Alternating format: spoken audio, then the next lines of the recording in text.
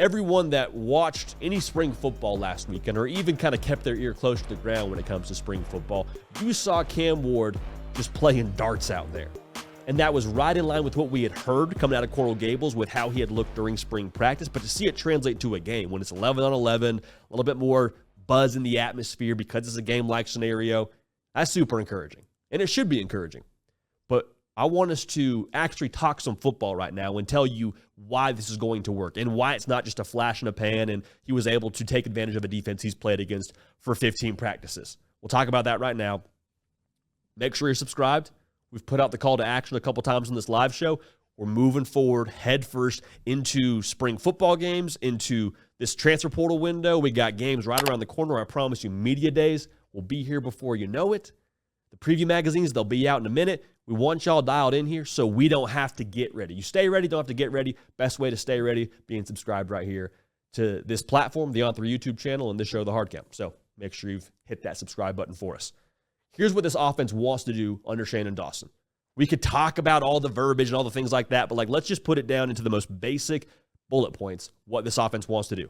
One, they want to get the ball to playmakers in space. Sounds pretty straightforward. What that's going to look like, though, you saw this in the spring game. Cam Ward catching the football, he knows where he's going right away. We're getting the ball out on a bubble screen. We're getting the ball out on a tunnel screen. We're getting it out to someone who is really fast, who's really shifty. Think Xavier Restrepo, who's, shift team certified. JoJo Trader snapped a little bit in that spring game. You want them to have a chance to make somebody miss, and we go. Right? We're getting north and south. We're not wasting too much time. The principle that I would imagine Shannon Dawson has here, as many offensive coordinators do, we want to make defensive backs tackle us. Because you put a DB in space, man, God bless them, DBs are good at a lot of things. Tackling, not really one of those attributes that you see most highly rated when you go and look down the sliders on Madden or NCAA 25, CFB 25, when you play that game. Second thing they want to do, yes, they want to get the ball out in space. Yes, they kind of have this air raid perception to them, but make no mistake, Shannon Dawson now, he wants to run the football.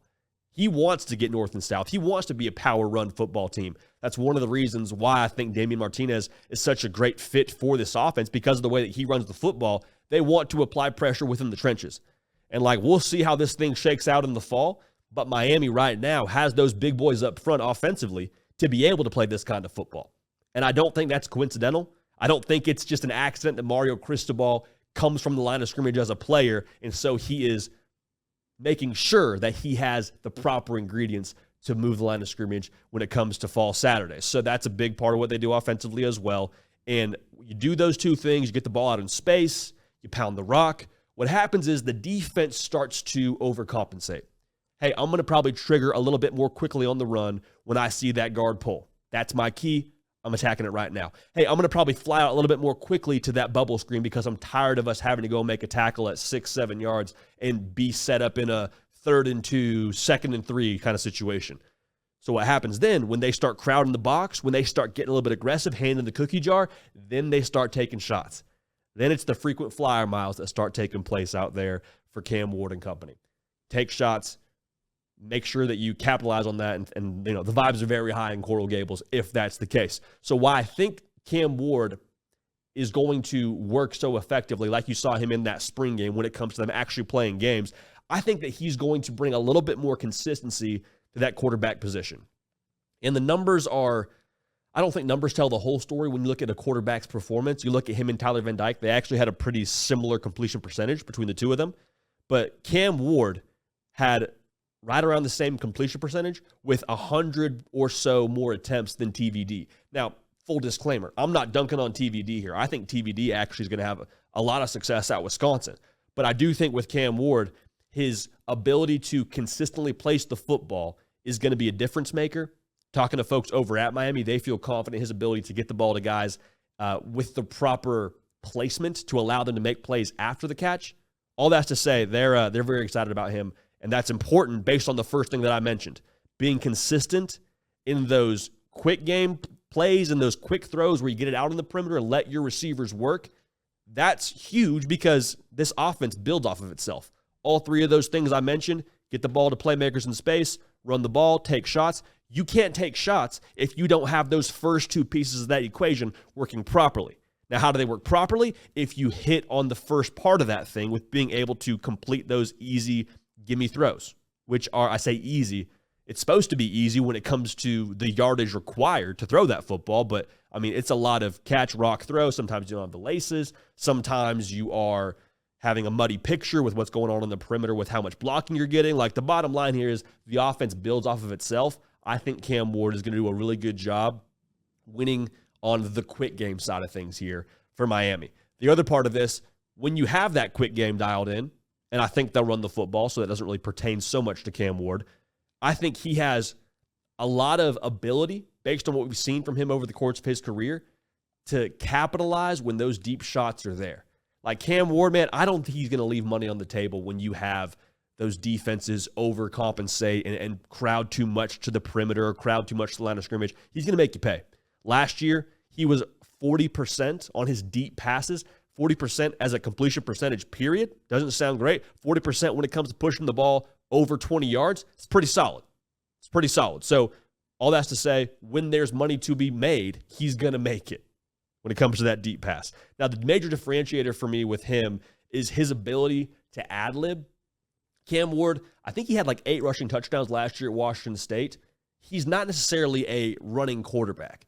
Like, he can hurt you with his legs if you just fall asleep at the wheel and don't give him the proper attention. 100% true. But Cam Ward is someone who will run to pass. You saw it a little bit in the spring game. Just full transparency, some of those shovel passes he was making where the ball is floating in the air gave me a little bit of anxiety if I'm the offensive coordinator, Shannon Dawson. Like, no, don't leave that ball hanging in the air for so long. But at the end of the day here, when you have a quarterback that can breathe second life into a play, it's hard to prepare for. You can do the scramble drill all you want during the week if you're a defense. You can put somebody else at quarterback to try and simulate what he does back there. But that's very different doing that on a Wednesday during practice than being out there in front of however many thousand fans and he breaks contain and it's kind of just like a fire drill and he finds someone. Also, we talk about this with other quarterbacks across college football. I think Tennessee's a great example. Whenever he breaks contain, that means as a defensive back, you have to cover that receiver for that much longer. And God bless him, like, you're not going to cover Xavier Restrepo for 5 seconds. Maybe for 3, maybe for 3.5, 4 on a good day. But, like, if he breaks out of the pocket, and we saw this during the spring game, breaks out of the pocket, I think he was fading towards the right sideline. Restrepo gets off of his man-to-man coverage, comes back to the football, makes a great catch. Like, that's going to be something that defenses have to consistently deal with when they try and defend Cam Ward. Now, last thing. This is not something that shows up on tape. This is not something that you're going to watch and see him do at his pro day when it comes time for that. Like, Cam Ward, from talking to people close to Miami, has a little bit of that it factor. Cam Ward is what we would call an alpha. Now, alphas don't have to say they're alphas. Alphas don't walk in there and puff out their chest and let you know, hey, I'm the alpha. Alphas walk in the door, and by how they operate, by their demeanor, by their leadership, they demand respect.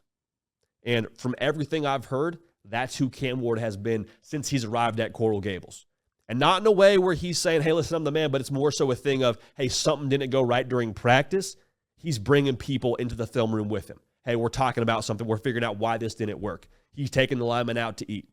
He's talking a little bit of trash during practice when he throws that completion, letting you know, hey, listen, the way that I operate here, we're going to win some ball games. The way that I operate, we're not losing games like this, all right? So, and that's not, again, I'm not throwing shade at anybody that played quarterback at Miami previously, but I think that's new in Coral Gables. And I'll say this too.